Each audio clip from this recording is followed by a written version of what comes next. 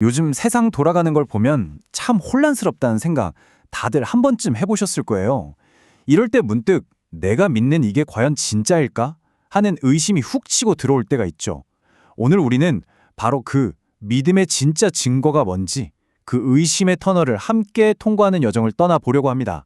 자, 우리가 오늘 함께 풀어볼 질문들은 바로 이런 것들입니다. 먼저, 세상이 왜 이 모양인지, 정말 하나님이 다스리고 계신 게 맞는지부터 시작해서 그분의 권위는 어디에 있는지, 또 우리가 흔히 오해하는 하나님의 진짜 능력은 무엇인지 깊이 파고 들어볼 거예요. 그리고 이걸 바탕으로 흔들리지 않는 믿음의 기초와 그 궁극적인 증거까지 차근차근 찾아가 보겠습니다. 솔직히 그런 생각 들 때 있잖아요. 왜 착하게 살면 손해보는 것 같고 오히려 악한 사람들이 더 떵떵거리면서 잘 사는 것처럼 보일까요? 정직하게 가는 길보다 요령 피우는 게 더 좋아 보일 때도 많고요. 네, 바로 이 찝찝하고 불편한 마음에서부터 오늘 이야기를 시작해보죠. 그럼 첫 번째 질문입니다. 이 혼란스러운 세상을 정말 하나님이 다스리고 계신 게 맞나? 이 질문에 대한 답을요, 아주 유명하고 기가 막힌 비유 하나를 통해 속 시원하게 풀어보겠습니다. 자, 들어보세요. 옛날에 한 농부가 자기 밭에 아주 좋은 밀씨앗을 뿌렸어요. 그런데 모두가 잠든 밤에 원수가 몰래 와서 그 위에 가라지 씨를 덧뿌리고 가버렸죠. 이 가라지라는 게 밀이랑 비슷하게 생겼지만 사실은 아주 해로운 잡초거든요. 결국 밭에는 좋은 밀과 나쁜 가라지가 뒤섞여 자라게 된 겁니다. 일꾼들이 이걸 보고 당장 주인님, 저 나쁜 가라지들 다 뿌나 버릴까요? 하고 묻죠. 그런데 주인의 대답이 정말 의외예요. 아니, 그냥 둬라. 추수 때까지 둘 다 같이 자라게 놔둬. 왜 그랬을까요? 어설트게 잡초를 뽑다가 아직 뿌리가 약한 진짜 밀까지 상하게 할 수 있으니까요. 이 비유의 핵심, 이제 좀 감이 오시죠? 결국 마지막에는 진짜 밀과 가짜 가라지를 완벽하게 골라내는 심판의 시간이 반드시 온다는 겁니다. 그러니까 지금 당장 세상이 뒤죽박죽 섞여 있는 것처럼 보여도 너무 실망할 필요가 없다는 거예요. 오히려 지금 우리에게 가장 중요한 건 나는 과연 곡간에 들어갈 알곡인가 아니면 불태워질 가라지인가 이 질문에 답하는 거겠죠. 오케이, 알겠습니다. 세상이 혼란스러워도 참고 기다려야 한다는 건 알겠는데 사실 더 현실적인 문제가 있죠. 믿음의 중심이 되어야 할 교회 같은 곳들이 실망스러운 모습을 보일 때 바로 그럴 때 우리는 또 묻게 됩니다. 도대체 하나님의 권위는 어디 있는 거야? 하고 말이죠. 솔직히 많은 분들이 이런 모습에 실망하고 믿음이 흔들린다고 얘기해요. 교회가 돈을 너무 좋아하는 것 같고 화려한 것만 쫓고 세상 권력과 너무 가까워 보일 때 한마디로 세상과 다를 게 없어 보일 때 정말 큰 회의감이 들죠.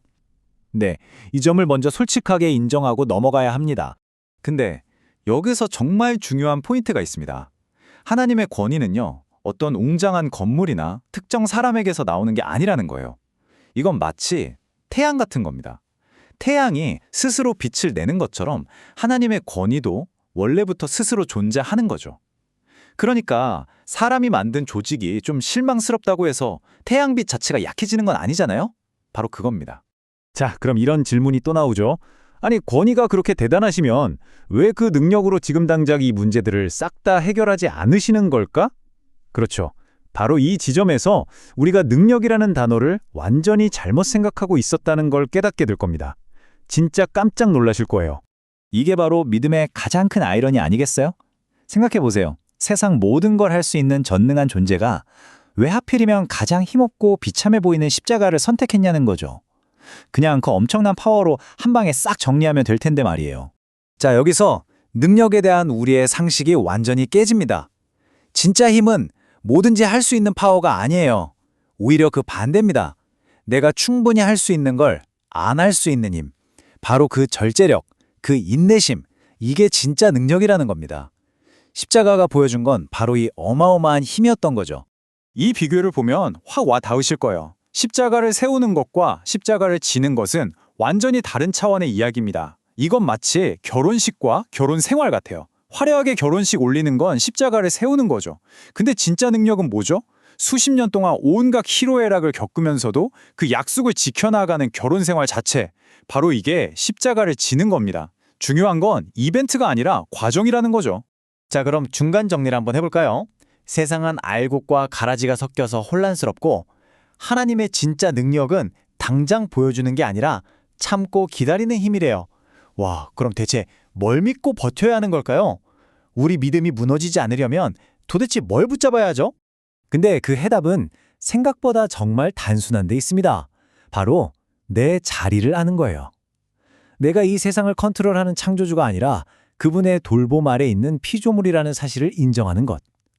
아, 나는 신이 아니구나. 이 겸손함이 딱 자리 잡는 순간, 바로 그때부터 우리의 믿음은 흔들리지 않는 단단한 기초 위에 서게 됩니다. 이제 거의 다 왔습니다. 이 모든 여정을 관통하는 마지막 그리고 가장 중요한 질문이에요. 이런 것들을 머리로는 다 이해했다 쳐요. 그런데 그래서 그 하나님이 정말 나의 하나님이라는 걸 뭘로 증명할 수 있을까요? 진짜 증거, 궁극적인 증거는 대체 뭘까요? 그 답은 바로 거룩함이라는 한 단어에 있습니다. 근데 잠깐만요. 우리가 보통 거룩하다 하면 뭔가 도덕적으로 완벽하고 흠 없는 상태를 떠올리잖아요? 아니에요. 성경에서 말하는 거룩함의 진짜 뜻은 그게 아닙니다. 훨씬 더 강력한 의미가 있어요. 바로 세상과 다르다, 구별된다는 뜻입니다. 이게 그냥 뜬구름 잡는 얘기가 아니고요. 아주 구체적입니다. 뭐가 다르냐? 바로 이 네 가지가 달라야 한다는 거예요. 내가 중요하게 여기는 가치관, 세상을 바라보는 관점, 내 머릿속을 채우는 생각, 그리고 내 마음을 움직이는 감정까지. 이 모든 게 세상이 흘러가는 방식과는 달라야 한다는 거죠. 그러니까 드디어 결론입니다. 내 믿음이 진짜 살아있다는 가장 확실하고 명백한 증거는 어떤 신비한 체험이나 기적이 아니라는 겁니다. 바로 세상과는 다른 가치와 생각으로 구별된 삶을 살아내는 것. 바로 그 삶 자체가 가장 강력한 증거라는 거죠. 자, 이제 이 질문은 온전히 우리 각자의 몫으로 남았습니다. 오늘 하루 여러분은 어떤 부분에서 세상과 좀 다르게 살아보시겠어요? 거창한 게 아니어도 좋습니다. 어떤 생각 하나, 어떤 선택 하나를 통해 나만의 믿음의 증거를 만들어 보시겠습니까?